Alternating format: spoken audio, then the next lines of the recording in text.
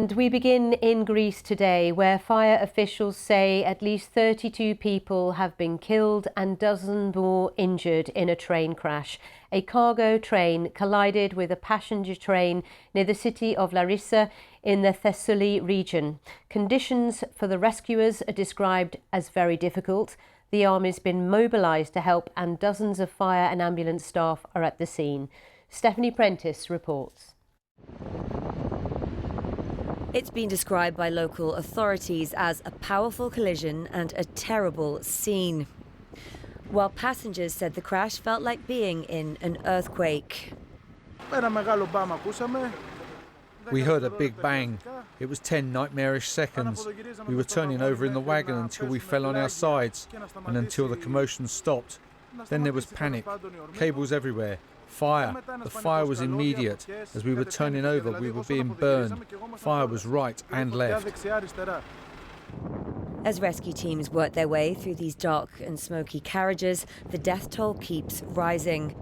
After a high-speed collision in the night between a cargo train and a passenger train. Hundreds of passengers have been evacuated by rescue teams, some dragged to safety after crawling through upside-down carriages. It was chaos. Tumbling over, fires, cables hanging, broken windows, people screaming, people trapped. These people are the lucky ones. Fire officials say the first two carriages of the train completely disintegrated in the crash. The next two were derailed entirely. How two trains travelling in opposite directions came to directly collide will be the next issue officials will tackle. For now, their focus is on recovery. And as morning breaks in Greece, the hope is the light will bring survivors with it.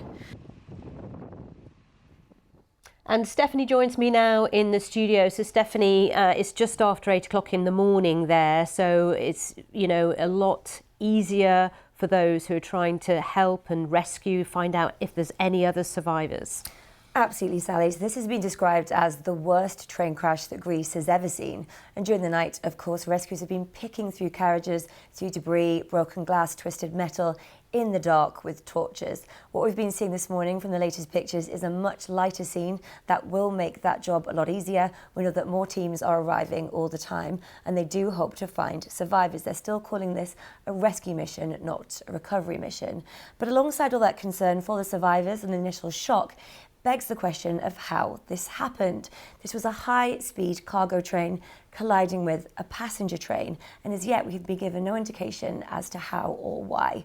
What we do know is the government did call an emergency meeting, and we are expecting a press conference later this morning that could provide us with a few more of those answers.